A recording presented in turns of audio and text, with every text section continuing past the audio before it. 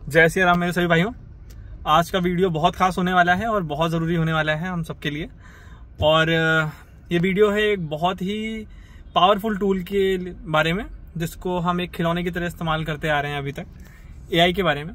आप सबने नोटिस किया होगा कि इंस्टाग्राम पे, यूट्यूब पे, फेसबुक पे, हर जगह लड़के लड़कियां सभी अपनी कल्पनाओं को एक इमेज का, एक वीडियो का रूप दे रहे हैं एआई के थ्रू और उसको अपलोड कर रहे हैं।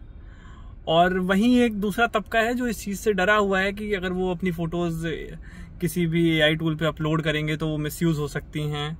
और लोगों का ये तक मानना है कि जो एआई अच्छे कपड़े पहना सकता है वो असली कपड़े उतार भी सकता है। मैं बिल्कुल सहमत हूँ उनसे कि ऐसा हो सकता है, मगर क्या ये असली मुद्दा है? क्या ये असली कारण है कि हमें इससे डरना चाहिए? तो मेरा मानना है नहीं, बिल्कुल नहीं।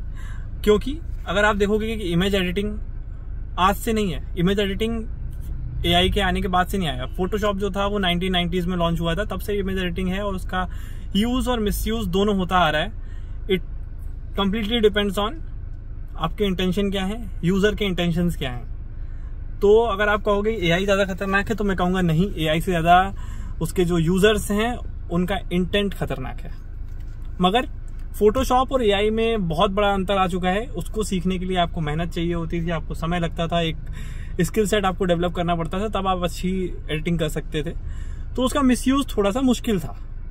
मगर एआई अब हर किसी के हाथ में बहुत ही इजीली आने वाला है और स्वाभाविक है इसका मिसयूज भी बढ़ जाएगा और इसके इश्यूज भी और बढ़ जाएंगे।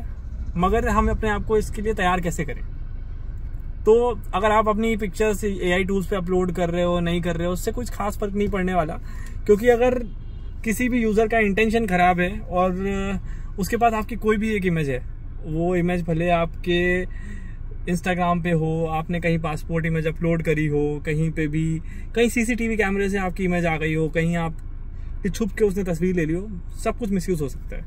तो अगर आप एआई टूल्स यूज कर रहे हो, नहीं यूज कर रहे हो, तब भी आप उतने ही अनसेफ हो जितना यूज करने के बाद हो, और अगर आप नहीं यूज कर रहे हो तब भी उतना ही अनसेफ हो अगर कोई भी यूजर है जिसका इंटेंशन आपके प्रति खराब है। तो अपने आप को इससे बचाएं कैसे? तो पहला रोल तो इसमें गवर्नमेंट का आता है कि आप जितने भी गवर्नमेंट रेगुलेटेड एआई ऐप्स हैं वही इस्तेमाल करिए।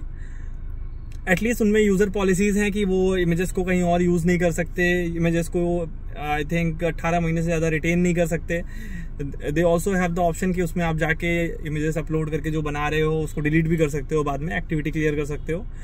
और दूसरी चीज आती है कि क्या इसके बाद भी आप सेफ हो? तो आंसर इज नो, आप सेफ नहीं हो। आपकी फोटोज, आपने कहीं फॉर्म भरे होंगे, कहीं पासपोर्ट साइज फोटोज होंगी, कहीं सीसीटीवी कैमरे में आप कैप्चर हो गए होंगे, तो किसी को भी अगर आपकी फोटो लेनी है वो कहीं से भी निकाल सकता है और उसका मिसयूज कर सकता है। तो हमें अपने आप को मेंटली इतना स्ट्रांग बनाना चाहिए कि हमें इन सब चीज़ों से फ़र्क ही ना पड़े,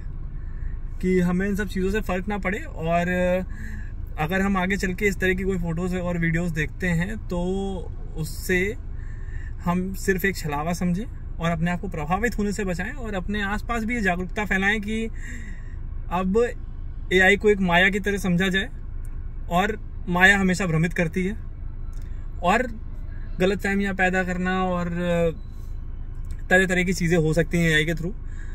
इससे हम बच सिर्फ इसी तरह से सकते हैं कि हम उसे सीरियसली ना लें।